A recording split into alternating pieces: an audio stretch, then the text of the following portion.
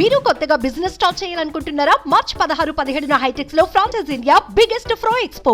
నమస్తే, నేను Keshav. Welcome to Suman TV. సుదీర్ఘ మంతనాలు, సుదీర్ఘ చర్చలు, సుదీర్ఘ కాలం తర్వాత కాపు ఉద్యమ నేత ముద్రగడ పద్మనాభం మరోసారి రాజకీయ రంగ ప్రవేశం చేశారు. ఆయన ప్రకటించిన విధంగా యాక్చువల్గా అయితే 14వ తేదీన ఒక భారీ ర్యాలీతో వైఎస్ఆర్సీపీ తీర్థం పుచ్చుకోవాల్సినటువంటి పరిస్థితి ఉంది. అయితే దానికి కొన్ని రకాల అవాంతరాలు రావడం, సమస్యలు రావడం, ఈ నేపథ్యంలో తన యాత్రని రద్దు చేసుకున్నారు. 15-16 తేదీల్లో జగన్మోహన్ రెడ్డి వైఎస్ఆర్సీపీ అధినేత సమక్షంలో ఆయన పార్టీ తీర్థం పుచ్చుకోబోతున్నట్టుగా ప్రకటించారు. ఈ క్రమంలో ఆయన వైఎస్ఆర్సీపీలో జాయిన్ అయ్యారు.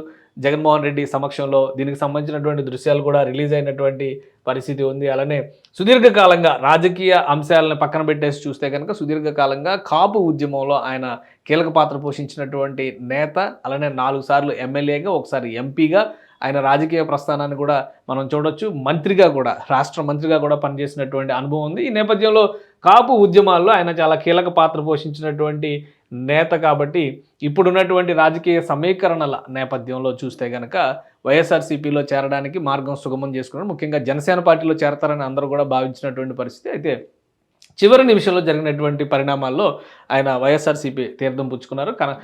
ముద్రగడ పద్మనాభం గారు జాయిన్ అయ్యారు. అలానే ఆయన కుమారుడు గిరి కూడా పార్టీ తీర్థం పుచ్చుకున్నటువంటి పరిస్థితి ఉంది. ఇక కాకినాడ రూరల్ ఎమ్మెల్యేగా ఉన్నటువంటి మాజీ మంత్రి కన్నబాబు సారథ్యంలో అక్కడ ఉన్నటువంటి టీం, ముఖ్యంగా మిథున్ రెడ్డి తదితరులు కూడా ఈ టీంతో పాటు వచ్చినటువంటి పరిస్థితి ఉంది. ముద్రగడ పద్మనాభం రాక తర్వాత ముఖ్యంగా పిఠాపురంలో ఎమ్మెల్యేగా బరిలో దిగుతున్నటువంటి జనసేన అధినేత పవన్ కళ్యాణ్కి ప్రత్యర్థిగా ఆయనని నిలబెడతారు అనేటువంటి చర్చ జరుగుతున్నటువంటి పరిస్థితి ఉంది. సో ఎంతవరకు ఈ నిర్ణయం తీసుకుంది? ఎందుకంటే 16వ తేదీనే అసెంబ్లీ అభ్యర్థుల లిస్టును కూడా వైఎస్ఆర్సీపీ ఒకేసారి అనౌన్స్ చేస్తామనేటువంటి మాట చెప్పినటువంటి పరిస్థితి ఉంది. ఇక పశ్చిమ గోదావరి జిల్లాకు చెందినటువంటి కొంతమంది నేతలు, అంటే ఉంగుటూరు నియోజకవర్గానికి చెందినటువంటి జనసేన మాజీ నాయకులు, జనసేనలో గత ఎలక్షన్స్లో ఎమ్మెల్యేగా కంటెస్ట్ చేసినటువంటి నౌడు వెంకటరమణ కూడా పార్టీ తీర్థం, వైఎస్ఆర్సీపీ తీర్థం పుచ్చుకున్నారు. ఈ నేపథ్యంలో చూస్తే వైఎస్ఆర్సీపీలో చేరికలు వేగవంతమైనటువంటి పరిస్థితి. ముఖ్యంగా ప్రతిపక్షాల్లో అసమ్మతి నేతలందరినీ కూడా వరుసపెట్టి అధికార పార్టీలోకి తీసుకొచ్చేటువంటి ప్రయత్నాలు జరుగుతున్నాయి. ముద్రగడ పద్మనాభం చేరిక కాపు సామాజిక వర్గాల్లో చర్చనీయాంశంగా మారింది. పవన్ కళ్యాణ్ కేవలం 21 స్థానాలకే పరిమితం అవడం, అలానే 2 ఎంపీ స్థానాలకు మాత్రమే పోటీ చేయడం, పరిమితమైనటువంటి స్థానాల్లో చేసేటువంటి పోటీ వల్ల పార్టీకి అలానే కాపు సామాజిక వర్గానికి విశాల ప్రయోజనాలు ఏవి లభించవు అనేటువంటి చర్చ విస్తృతంగా జరుగుతున్నటువంటి నేపథ్యంలో ముద్రగడ రాజకీయ ప్రవేశం అనేది ఇప్పుడు ఆసక్తికరంగా మారింది.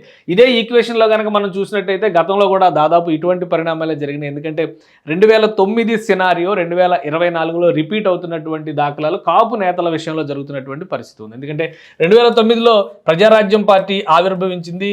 అలానే పవన్ కళ్యాణ్ అన్న చిరంజీవి ఆయన పోటీ చేసినటువంటి పరిస్థితి ఉంది. అప్పుడు 2 నియోజకవర్గాల్లో ఆయన బరిలో దిగారు. ఆ రోజుల్లో కూడా కాంగ్రెస్ పార్టీలో చేరినటువంటి ముద్రగడ పద్మనాభం వైఎస్ఆర్సీపీ, అంటే వైఎస్ రాజశేఖర రెడ్డి ఆయన ప్రత్యేకమైనటువంటి నాయకుడిగా ఉపయోగించుకున్నాడు కాపు ఓట్లని ఆకర్షించేటువంటి క్రమంలో.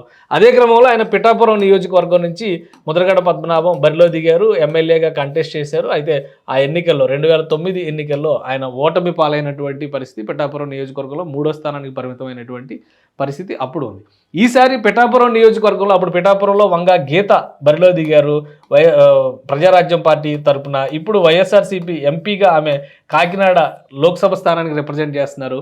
ఇప్పుడు ఆమె పిఠాపురం ఇన్ఛార్జిగా, అంటే రాబోయేటువంటి ఎలక్షన్స్లో అభ్యర్థి కూడా ఆమె అయ్యే అవకాశాలు ఎక్కువగా ఉన్నాయనేటువంటి ప్రకటన జరిగింది. ఇప్పుడు జనసేన పార్టీ అధినేత అక్కడ బరిలో దిగుతున్నటువంటి నేపథ్యంలో మరొకసారి ముద్రగడ పద్మనాభంని 2024 ఎలక్షన్స్లో కూడా పిఠాపురం అభ్యర్థిగా నిలబెట్టేటువంటి అంశాలు కనిపిస్తున్నాయి. ఒకవేళ ఆయన కాకపోతే ఆయన కుమారుని కూడా బరిలో దింపొచ్చు అనేటువంటి చర్చ జరుగుతుంది. ఏదైనా ఫైనల్ లిస్టు 16వ తేదీన వైఎస్ఆర్సీపీ అధికారికంగా అనౌన్స్ చేయబోతుంది. అప్పటి వరకు ఈ సస్పెన్స్ కొనసాగుతుంది.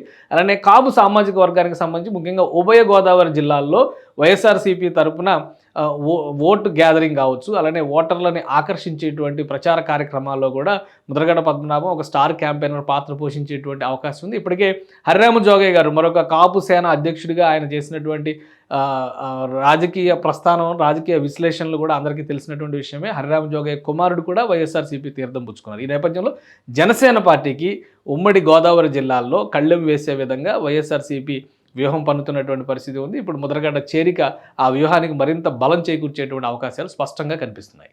సుమన్ టీవీలో మీ పర్సనల్ అండ్ బిజినెస్ ప్రమోషన్స్ కోసం కింది నెంబర్కి కాంటాక్ట్ చేయండి.